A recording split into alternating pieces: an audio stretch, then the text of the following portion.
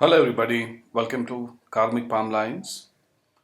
In this YouTube channel, I will be reintroducing the logic, concepts, and intent of ancient palmistry. There will be a series of videos that I will take you through step by step to its logical conclusion. In the last few videos, we concluded that karma is the logic behind ancient palmistry and that there is a need to search for non-theistic law of karma to apply to modern palmistry so as not to lose the intent, logic, and role of ancient palmistry. In the previous video, I have shown that the teachings of Buddha, the law of cause and effect, can be taken as a non theistic approach to the law of karma. Many core concepts in Buddha's law of cause and effect align with findings of modern mind science and quantum theory studies, so therefore, it's also a scientific approach to karma.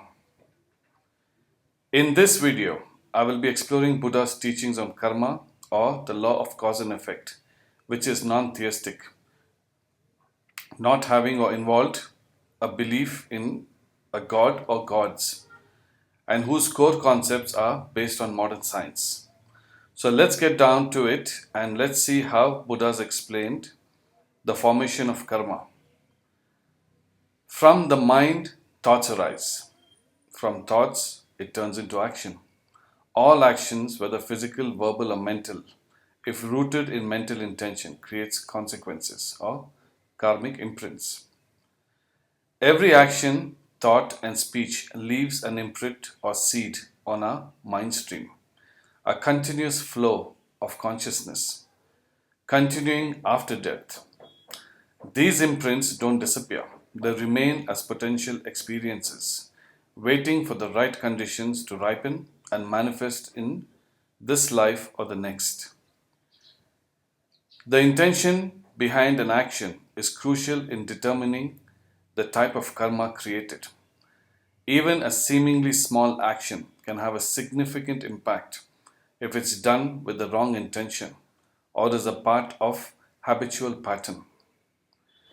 Actions can be categorized as good, leading to positive consequences, or bad, leading to negative consequences. Good actions such as act of kindness, compassion, helping others create positive karma. Conversely, negative actions like greed, anger, and harming others create negative karma. Negative karma imprints and karmic imbalances lead to suffering. Repeated negative karma actions that is part of habitual pattern becomes embedded into our personality, which in turn keeps us building up bad karma. The process of how karma is formed looks relatively simple. So why are we not all out there generating only good karma and leading a fantastic life? The answer is not that simple. The chances of creating negative karma balance is higher than of creating a positive karmic balance because of our mind. This is because the mind is ignorant. At this stage, I would like to replace the word ignorant mind to mistaken mind. The English equivalent which is used commonly is ignorant, which is confusing because it gives a sense of the mind being stupid, which it is not. Mistaken is a better word for ordinary understanding, and it also allows for concept of correcting mistakes. The mistaken mind refers to a state of mind where one's thoughts, perceptions, or beliefs are inaccurate or incorrect, leading to a misunderstanding of reality. It's the mind that is not aligned with reality, leading to various errors and misinterpretations, which gives rise to negative thoughts leading to actions and eventually to negative karma imprints. So, what is the mind mistaken about? It is mistaken about the true nature of things, particularly the lack of separate permanent self. It also cannot perceive the interconnectedness and impermanence of all things. The mind tends to categorize and label things, creating concepts of dualities like self and others that hides an interconnected and constantly changing nature of reality. This leads to a tendency to cling and be attached to things, ideas, and even a perceived identity, the self. Actions that result from such mistaken minds has high probability of leading to negative karma imprints.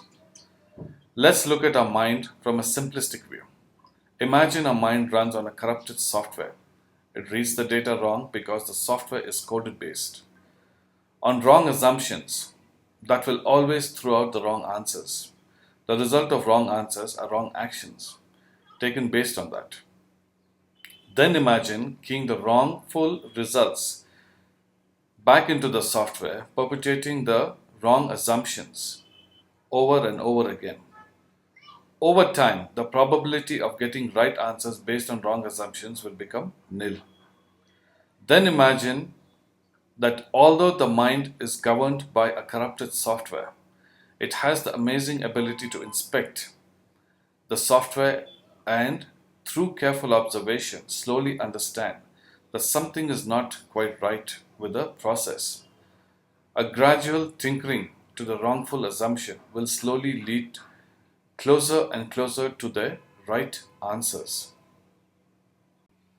So, how do you go about correcting the mistaken mind? Buddha's teaching for correcting your karma and suffering is through correcting your mistaken mind and transforming your perceptions. Through practices like ethical conduct, mindfulness, contemplation, and meditation, Buddha's teachings aim to cultivate a clearer, less distorted perception of reality, moving towards a more accurate understanding of the interconnectedness and impermanence of all things. And for what purpose should we correct our minds? Many are of the mistaken idea that the purpose of engaging in a practice of correcting your mistaken mind is to purify your mind to the sole goal of achieving enlightenment. The beauty about Buddhist teaching is that you can take it for whatever level you want. You can use it to understand that whatever you are facing is the result of your own past actions.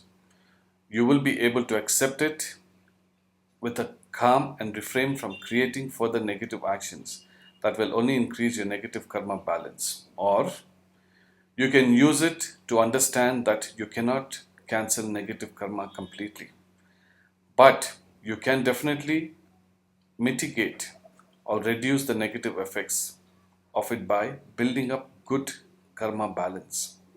Or you may use it to lead a better life where you purify your mind to a point that none of your actions will create any more negative karma imprints and will only encourage you to build positive ones. This will lead to a point where your life will be as you want it, with well-being and success. So now we have it, a non-theistic scientific version of karma, which is that the mistaken mind is mistaken about the true nature of reality. The mistaken mind lies at the root of all our thoughts and actions, of all our cause and effect. The mistaken mind therefore lies at the root of our negative karma and negative consequences in our lives. The mistaken mind can be corrected to produce a much better life for us.